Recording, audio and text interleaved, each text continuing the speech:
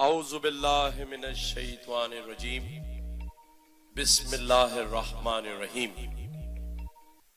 سب سے پہلے روزانہ کی طرح ہم اللہ تعالیٰ کا شکر ادا کرتے ہیں کہ اللہ تعالیٰ نے ہمیں اپنے پیارے نبی کریم صلی اللہ علیہ وسلم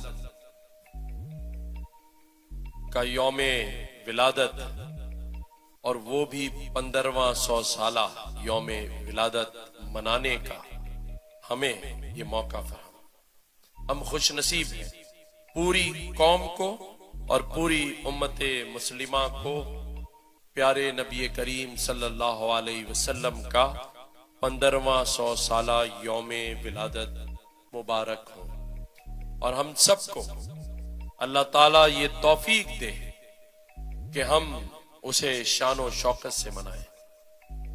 میرے پیارے بھائی سلمان بھائی نے ایک بات کہی ان کے جانے سے پہلے۔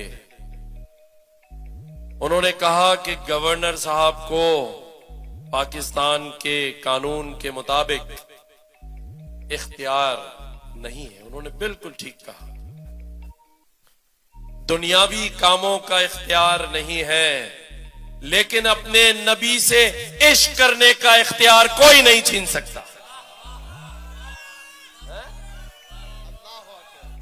اپنے پیارے نبی سے عشق محبت کرنے کا اختیار کوئی چھین ہی نہیں سکتا۔ مائی کا لال، ہم نے عشق محمدی کو اور بڑھا دیا ہے، اور جب عاشق جنون میں آئے تو وہ بے اختیار ہو جاتا ہے۔ یہ وہ والا بے اختیار نہیں کہ جس کے پاس کچھ نہیں ہوتا، یہ وہ والا ہے جس میں بے قابو ہو جاتا ہے۔ فاروق بھائی، تو عشق محمدی میں بے قابو ہونے کو ہم تیار ہیں۔ اللہ تعالیٰ نے ہمیں اس دنیا میں اپنا محبوب رحمت للعالمین بنا کے بھیجا۔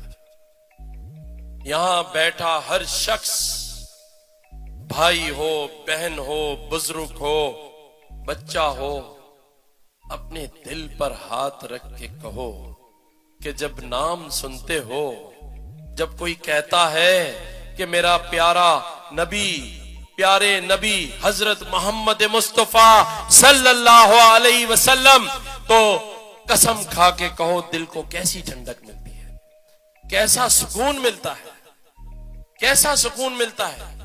اور ذرا غور سے سوچو کہ اللہ نے ہمارے اس پیارے نبی کو کتنا خوبصورت نام خود دیا ہے۔ یہ نام میرے اللہ نے دیا ہے، حضرت محمد مصطفیٰ صلی اللہ علیہ وسلم۔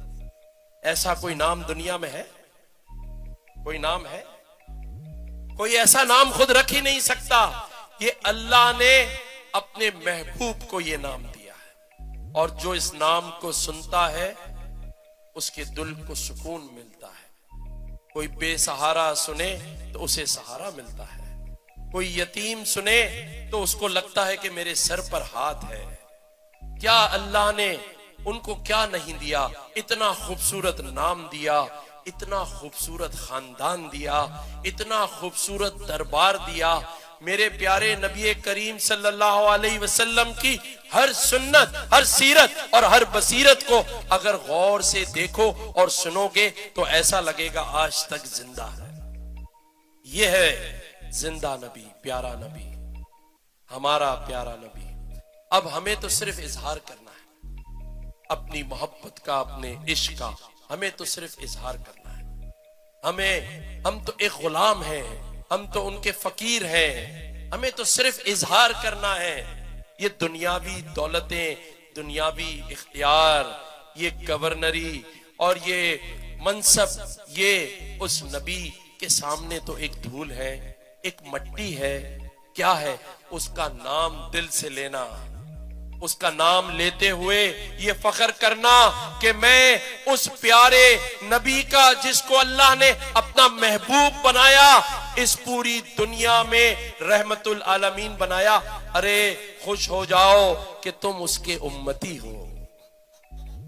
یہ کیسا ہمیں انعام ملا، یہ کیسا انعام ملا کہ وہ آخری نبی، اللہ کا پیارا نبی، رحمت للعالمین، اس کے ہم امتی ہیں۔ جس نے دنیا میں رحمت بانٹی ہو، اس کے امتی کو کون تنگ کر سکتا ہے؟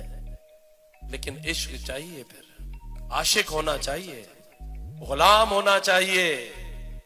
میں ہمیشہ اور روزانہ یہ بات کہتا ہوں کہ اگر اس سے عشق کرنا ہے، اپنے پیارے نبی سے عشق کرنا ہے، تو اس کی سیرت اور بصیرت، اس پر عمل کرنا ہو۔ یہ نہیں ہو سکتا کہ سچے نبی کے جھوٹے امتی ہوں، یہ ہو ہی نہیں سکتا، وہ پھر امتی ہے ہی نہیں۔ ہمیں اپنی زندگی میں سچ پیدا کرنا ہے اور حق کی بات کرنی ہے، حق کی آواز اٹھانی ہے، اپنی زندگی میں بدلاؤ لانا ہے، جس کے لیے میں نے پہلے بھی کہا اور آج کہہ رہا ہوں جو لوگ نئے آتے ہیں، کہ سب سے پہلے اپنے دلوں سے دوسروں کے لیے حسد نکال کر پھینک دو، کیونکہ حسد ایک کفر ہے، اور جب وہ تمہارے دل میں آتی ہے تو تمہارے دل میں کفر آ جاتا ہے۔ اور اپنی زندگی کے اندر چینج لاؤ۔ ایک بات جو میں کہہ رہا ہوں اس پہ عمل کر کے دیکھو، اور اس کی مثال بھی بتا دیتا ہوں۔ ایک میرے یہ بھائی بیٹھے، صبح گھر میں بچوں سے لڑائی ہو گئی، بیوی سے لڑائی ہو گئی، ٹیلی فون آ گیا، کاروبار والوں سے لڑائی ہو گئی، لیکن یہ آپ کے گھر کا معاملہ تھا۔ آپ غصے میں نیچے اترے، نیچے سیڑھی سے اترے، گلی میں گئے، کوئی دکاندار کھڑا ہے، اس کو آپ نے غصے سے دیکھا، آپ نے اس کو غصے سے دیکھا، کیونکہ آپ کا معاملہ کہیں اور خراب تھا، اظہار آپ نے اس کے سامنے کر دیا۔ جب آپ چلے گئے، اس شخص نے آپ کے بارے میں ایک تاثر قائم کر لیا، اور وہ تاثر کیا قائم کیا اس نے؟ جب بھی آپ کا نام آئے گا وہ کہیں گے وہ پاگل ہے، وہ غصے والا، وہ بدتمیز آدمی، اس دن مجھ سے اتنی بدتمیزی سے نہ سلام کیا، غصے سے چلا گیا۔ لیکن اس کو آپ کے گھر کے حالات نہیں پتا تھے۔ لیکن آپ سب نے آج سے یہ عمل شروع کرنا ہے کہ جس سے ملے مسکرا کے ملے، جس سے ملے سلام کریں، جس سے ملے محبت کا پیغام دیں، تو وہ آپ کے بارے میں تاثر کیا قائم کرے گا؟ وہ جس سے ملے گا کہے گا یار یہ جو بندہ اوپر سے اترا تھا کیا پیارا آدمی ہے، کیا خوبصورت آدمی ہے، اتنے پیار سے مجھ سے ملا۔ اور اپنے اپنے گھروں میں اپنی بیویوں سے، اپنے بچوں سے پیار سے ملیں، پیار سے بات کریں۔ یہ نہیں کہ دکان سے، مکان سے، کسی آفس کے کام سے لڑ جھگڑ کے، الٹا کر رہا ہوں، باہر سے لڑ کر آئے اور آ کر سارا غصہ اپنی بیوی پہ اتار دیا، اپنے بچوں پہ اتار دیا۔ یہ میرے پیارے نبی کریم صلی اللہ علیہ وسلم کی سیرت بصیرت نہیں ہے۔ جس دن سے ہم نے یہ میلاد شریف رکھا ہے، آپ نے دیکھا ہوگا یہاں بچے بھاگ رہے ہیں، دوڑ رہے ہیں، ہم نے یہ نہیں کہا کہ ان کو یہاں سے باہر نکال دو۔ کیوں؟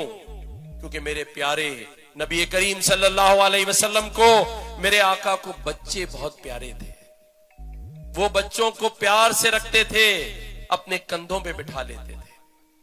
تو حضور صلی اللہ علیہ وسلم کی سیرت بصیرت پہ عمل کریں تو ان کا جو رویہ بی بی عائشہ رضی اللہ تعالی عنہ سے تھا، بی بی خدیجہ رضی اللہ تعالی عنہ سے، وہ کیسا تھا اس کو سمجھو۔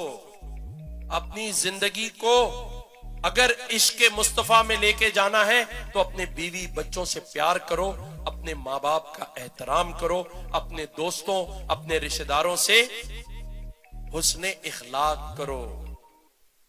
یہ نہیں ہو سکتا کہ جو نبی جس کی دنیا تعریف کر رہی ہے، جس کی تعریف کے لیے اللہ نے دنیا بنائی ہے، اس کے امتی ہو کر اس کی سیرت اور بصیرت پہ عمل نہیں کر رہے۔ عمل کرنا ہے، عمل کرنے کی نیت کرنی ہے۔ جب وہ نیت کر لوگے پھر زندگی گزار کے دیکھو، اس کا مزہ ہی کچھ اور ہے۔ یہ دنیاوی پریشانیوں سے آزاد ہو جاؤ گے۔ جب دل بوجھل ہوگا دل میں لوگوں کے لیے حسد ہوگی، نفرت ہوگی، لوگوں کی ترقی سے ناخوش ہو رہے ہوں گے. کسی کو اگر اللہ تعالیٰ مقام دے رہا ہو، عزت دے رہا ہو، اس سے حسد شروع کر دو گے تو اللہ تعالیٰ تمہیں بھی پھر نیچے کی طرف لے جائے، ڈکلائن ہونا شروع ہو جائے. اگر راحت چاہتے ہو، قربت چاہتے ہو اپنے نبی کی، اپنے اللہ کی، تو پھر جو اللہ تعالیٰ نے قرآن مجید، قرآن حکیم میں کہا ہے اس پر عمل کرو. پیارے نبی نے جو پیارے نبی کریم صلی اللہ علیہ وسلم کی حدیث ہے، احادیث ہے، اس پر عمل کرو نا. یہ کیسے ہو سکتا ہے؟ عمل کوئی کرنا نہیں ہے، ایک دوسرے سے لڑنا ہے، اپنے آپ کو ٹھیک نہیں کرنا، دوسرے کو ٹھیک کرنا ہے. کوئی کام کرنا نہیں ہے لیکن نکتہ چینی اور آواز بلند کرنی ہے، نہیں. ہمیں ہر وہ اصول اپنانے ہیں جو آج ویسٹ دنیا کی سپر پاورز ان اصولوں کو اپنا کے سپر پاور بن گئی. وہ بھی آج ان کی آپ چیزوں کو دیکھ لیں، ان کو دیکھ لیں. کینیڈا میں لوگ کہتے ہیں بڑی ویلفیئر ہے، تعلیم مفت ہے، علاج مفت ہے. جس کسی ملک کا آئین قانون اٹھا کر دیکھ لیں، اگر وہ ترقی کر رہا ہے تو 1400 سال نہیں بلکہ اب 1500 سال پہلے آپ کے پیارے نبی کریم صلی اللہ علیہ وسلم کے دیے گئے دنیاوی اصولوں پر عمل کر کر بن رہا ہے. وہ آج عمل کر رہا ہے، حضور نے 1400 نہیں 1500 سال پہلے بتا دیا. وہ اور بات ہے کہ یہ عمل کر کے بھی نہیں بتاتے آپ کو کہ کس کے اصولوں پر عمل کر رہے ہیں. لیکن الحمدللہ ہم مسلمان ہیں، ہم اپنے پیارے نبی کریم صلی اللہ علیہ وسلم کی امت ہیں. تو عمل کرنا، اللہ سے توفیق مانگنا. ابھی ہمارے ARYQ-TV کے روح روا حاجی رؤوف صاحب، اللہ تعالیٰ ان کو صحت دے، ARY کی پوری ٹیم، عامر فیاضی بھائی اور ان کے پورے رفقۂ کار، ان کی ٹیم میں شامل ہر شخص کے درجات اللہ تعالیٰ بلند کرے، انہیں زندگی میں ہی اچھے مرتبے اور درجے پر فائز کرے. یہ لوگ بہت اچھا اور نیک کام کر رہے ہیں. جاتے ہوئے مجھے حاجی صاحب کہہ کر گئے کہ اب آپ علامہ بن گئے. یہی کہہ کر گئے. میں نے کہا میں ان کو بتاتا کہ فاروق بھائی بھی 3 دن سے یہی کہہ رہے. لیکن میں یہ کہتا ہوں کہ ہر ایک کو اس اسلامی جمہوریہ پاکستان میں حافظ قرآن ہونا چاہیے. 27ویں شب لیلۃ القدر کی رات ملک ملا، علامہ بھی ہونا چاہیے، مفتی بھی ہونا چاہیے. لیکن میں ایک طالب علم ہوں، ادنا سا طالب علم ہوں، ایک خطا کار ہوں، ایک گستاخ ہو سکتا ہوں. اللہ تعالیٰ مجھے معاف کرے کسی گستاخی سے. لیکن مجھے یہ پتا ہے کہ میں یہاں کھڑے ہو کے جو بات کر رہا ہوں، ہو سکتا ہے کہ بہت سی چیزوں پہ میں خود بھی عمل نہ کرتا ہوں، لیکن میری خواہش ہے عمل کرنے کی. کیونکہ اللہ تعالیٰ نے کہا کہ تم سوچو، تم اچھی نیت کرو، تم اچھا گمان رکھو، میں تمہیں نواز دوں گا. اچھی نیت پر اجر مل جاتا ہے، گناہ تو کرنے پر ملتا ہے. تو اللہ تعالیٰ ہمیں گناہوں سے دور رکھے، اور اچھی نیت کرنے پر جو تحفے اللہ تعالیٰ نے ہمیں دینے کا وعدہ کیا ہے، اچھی نیت تو کر لو، اچھا گمان تو کر لو. ایک دوسرے کے لیے دعا گو بن جاؤ، ایک دوسرے کے لیے ہاتھ اٹھا کر اس کی ترقی میں خوش ہو، اس کو مبارکباد دو. کر کے دیکھو. میری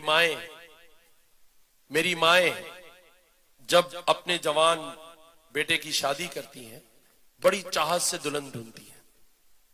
سارے محلے کو کہتی ہیں کہ بھئی چاند جیسی دلہن لا دو، چاند جیسی دلہن لا دو. کہتی ہیں نہیں کہتی ہیں؟ لیکن جیسے ہی دلہن گھر میں آئی، دوسرے دن بیٹے سے بھی جلنا شروع کر دیا اور دلہن سے بھی جلنا شروع کر دیا. یہ ہے یا نہیں؟ مجھے فاروق بھائی نے بتایا، سچ بات ہے، مجھے تو نہیں پتا، لیکن جلنا شروع کر دیا.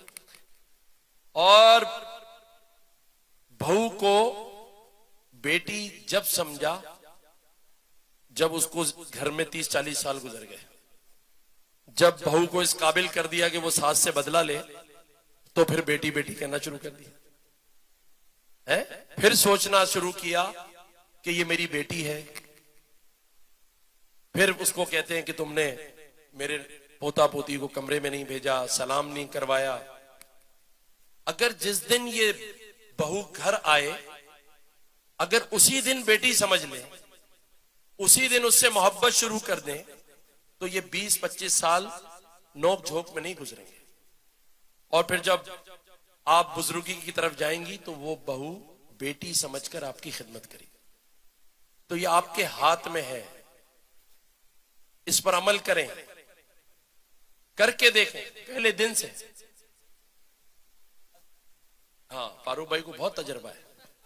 پھر ایک نئی بات کی، پہلے دن سے سمجھ لیں کہ ساس بھی کبھی بہو تھی. اب دیکھیں یہ آپ کے سامنے انہوں نے مجھے بتایا ہے، کیونکہ گھر جاؤں گا تو میری بیوی پوچھے گی تمہیں کس نے بتایا اتنی ساری باتیں، تو میں کہہ دوں گا مجھے فاروق ستار بھائی نے بتایا. میں ویسے ہی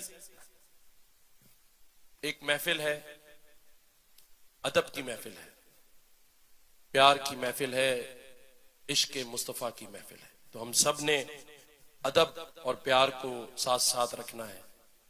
میں یہ بات صرف اس لیے کہہ رہا تھا کہ جب مجھے موقع ملتا ہے اپنے پیارے پیارے بہن بھائیوں سے بات کرنے کا، تو میں یہ ضرور سوچتا ہوں کہ کوئی ایسی بات ضرور کروں جس پر میں اللہ تعالیٰ کے سامنے یہ سرخ رو ہو سکوں کہ جب مجھے موقع ملا میں نے کچھ اچھی باتیں کی. اگر کوئی عمل کر لے گا تو اس میں میرے لیے بھی اللہ تعالیٰ آسانی فرما دے. میں نے یہ جو بات کی، یہ وہ بات کی ہے جو عملاً ہماری زندگیوں میں پریشانی پیدا کرتی ہے.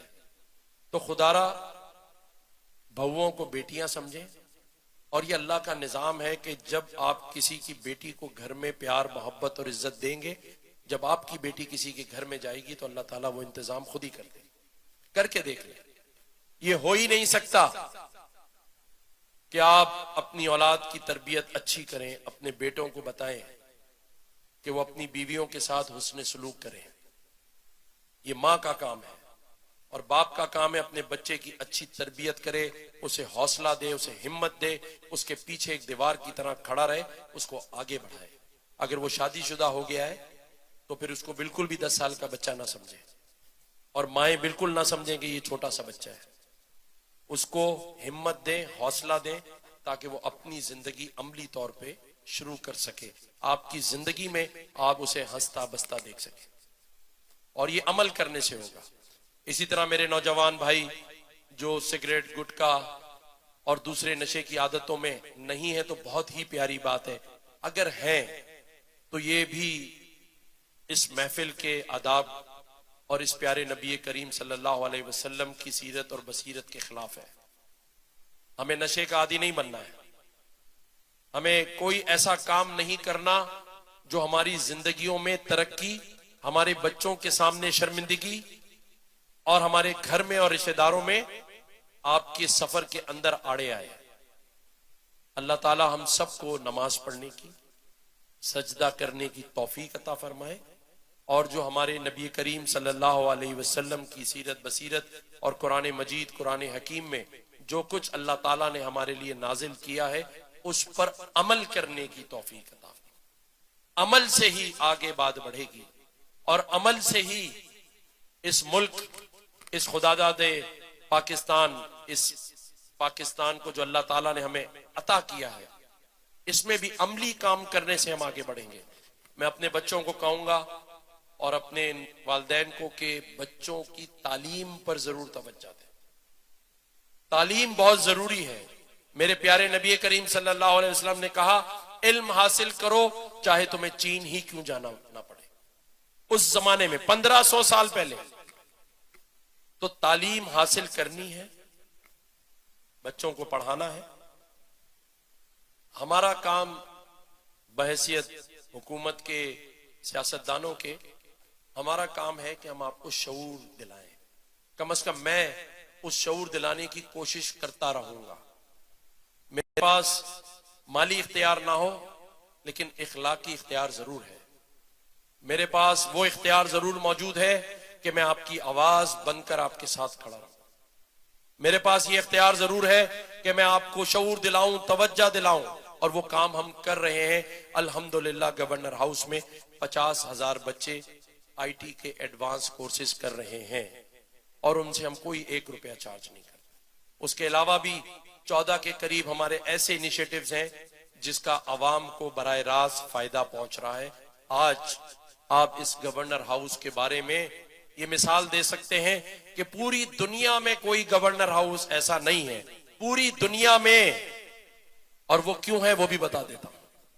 پوری دنیا میں کوئی ایسا گورنر ہاؤس نہیں جس میں 50,000 بچے پڑھ رہے ہوں، مفت تعلیم حاصل کر رہے ہوں۔ پوری دنیا میں کوئی ایسا گورنر ہاؤس نہیں جس کے دروازے پر گھنٹی لگی ہو، ہر عام اور خاص کے لیے، ہر امید سے آنے والے کے لیے امید کی گھنٹی لگی ہوئی ہے۔ 10 لاکھ راشن اسی گورنر ہاؤس سے اب تک بانٹا گیا۔ 13.5 لاکھ لوگوں نے 3 سالوں میں افطار ڈنر کیا، اور اس کے علاوہ 11,000 لیپ ٹاپ، 9,000 موٹر بائک اور کئی ہزار فروٹ کے، سبزیوں کے ٹھیلے، روزگار اسکیم، بچوں کو مفت اسکولوں میں کھانا۔